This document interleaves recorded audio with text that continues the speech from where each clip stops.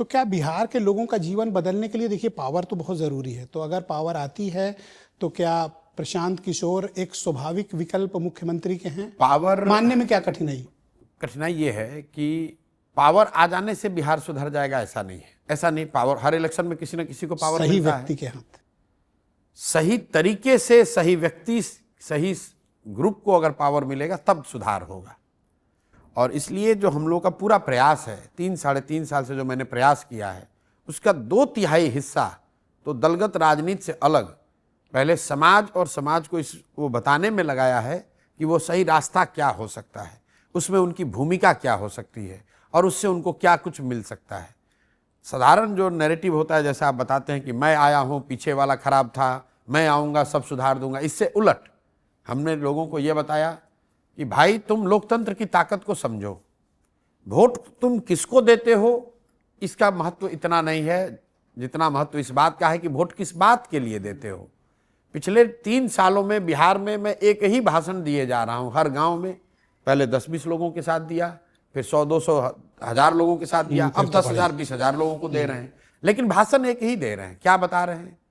और ये आपके उत्तर प्रदेश के दर्शकों को भी समझना है कि जो मेरी समझ पिछले 15-20 साल की बनी है, मैंने ये अध्ययन किया, पाया कि भाई वोट किस बात के लिए दे रहे हो इसका महत्व है।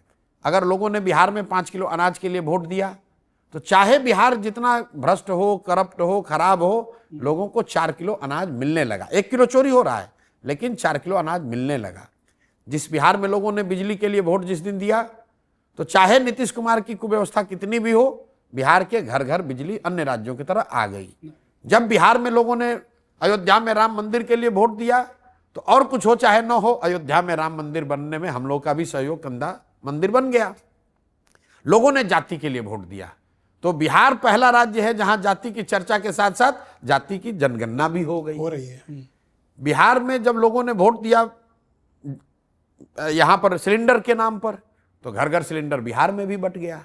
लोगों ने बिहार में वोट दिया गुजरात के विकास की कहानी सुनकर, मोदी के चर्चे सुनकर, तो गुजरात में विकास की गति और बढ़ गई। और बिहार के लोग, जहां लोगों ने अपने बच्चों के लिए वोट नहीं दिया, अपने बच्चों के पढ़ाई रोजगार के लिए वोट नहीं दिया, तो आज से 30 वर्ष पहले भी हम लोग के बच्चे पढ़ाई रोजगार के लिए बाहर जा रहे थे और आज भी जा रहे हैं। ये पूरी जो रणनीति है, नैरेटिव है, वो बस इतना ही है कि भाई जिसको भी वोट देना है दे दो, लेकिन वोट एक बार अपने बच्चों के लिए दे दो, अपने बच्चों के पढ़ाई रोजगार के लिए दे दो। चुनकर जो आएगा तुम्हारा काम हो जाएगा। और ये चीज मैं 3 साल से जब मैंने कहा, और जब लोगों ने धीरे धीरे, वोट अभी बाद में मिलेगा, आपने कहा पावर मिलेगा तभी तो सुधार होगा, अभी हम लोग पावर में नहीं आए हैं, लेकिन डर देखिए, लोगों की भीड़ को देखकर सरकार ऐसी डरी हुई है कि 20 बरस से जिन वृद्धों का पेंशन 400 से बढ़कर 410 नहीं हुआ, वो बिहार में अब 1100 हो गया। जिन आशा सेविकाओं को, आंगनवाड़ी सेविकाओं को, आंगनवाड़ी वर्कर को, रसोईया को नीतीश कुमार ने पिछले 5 वर्ष में 1 रुपए का इंक्रीमेंट नहीं दिया। वो लोग जितने बार धरना प्रदर्शन पर बैठे उन पर लाठियां चलवाई गई, उनका सैलरी, मानदेय सब कुछ बढ़ गया। जिन विकास मित्रों को नीतीश कुमार ने दलित महादलित बनाकर बांट दिया था, वोट ले रहे थे, अब उनको कंप्यूटर खरीदने के लिए, टैबलेट खरीदने के लिए 25,000 रुपए दे रहे हैं।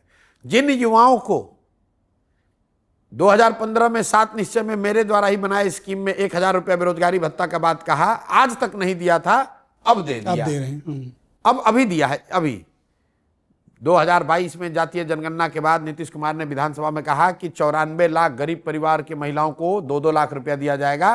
1 रुपया नहीं दिया 22 के बाद। आज 75 लाख महिलाओं को नरेंद्र मोदी और नीतीश कुमार दोनों मिलकर 10,000 रुपए दे रहे हैं। ये बाध्य है?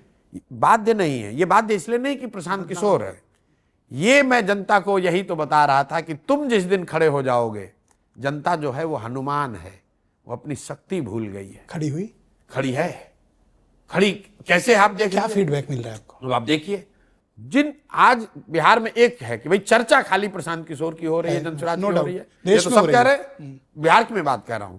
दूसरा, लोगों को आज तक ये समझ में नहीं आ रहा है कि इतनी भीड़ आ कहां से रही है, क्योंकि जिस जगह पर भी जनसुराज की सभा हो रही है वहां पर लोग बता रहे हैं कि इतिहास में उतनी भीड़ उस जगह पर कभी नहीं आई है।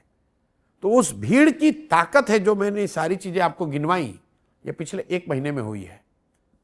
अगर, और मैं लोगों को यही बता रहा हूं कि ये तो अभी शुरुआत है मेरे भाई, तुम घरों से निकले हो तो सरकार थर-थर कांप रही है। अगर तुम घर से नहीं निकलते तो सरकार ये कहती कि देखो तुमको लालू के अपर गुंडों सामने बचाया है, वोट दे दो, या नीतीश से बचाना है तो उनको दे दो। और लालू जी कहते कि अरे भैया अगर फिरका परस्त शक्ति, सांप्रदायिक शक्ति से बचना है तो हमको वोट दे दो। इस बार इंटरेस्टिंगली ये टॉपिक पे बात नहीं हो रही। क्यों? क्योंकि वो जो राजनीतिक बंधुआ मजदूरी थी वो खत्म हो गई, वो खत्म हो गई लोगों की। अब लोगों के वो वोट चाहे जाके लालू जी को दे दें, वोट चाहे जाके एनडीए को दे दें, अब वो मजबूर नहीं है।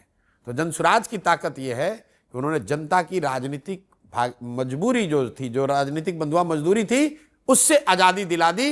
अब यहाँ का जो जनता है सही मामलों में मालिक बन गई है या बनने की प्रक्रिया में है। जहां वो नेता को कह रही है कि नहीं करोगे जनसुराज चले जाएंगे।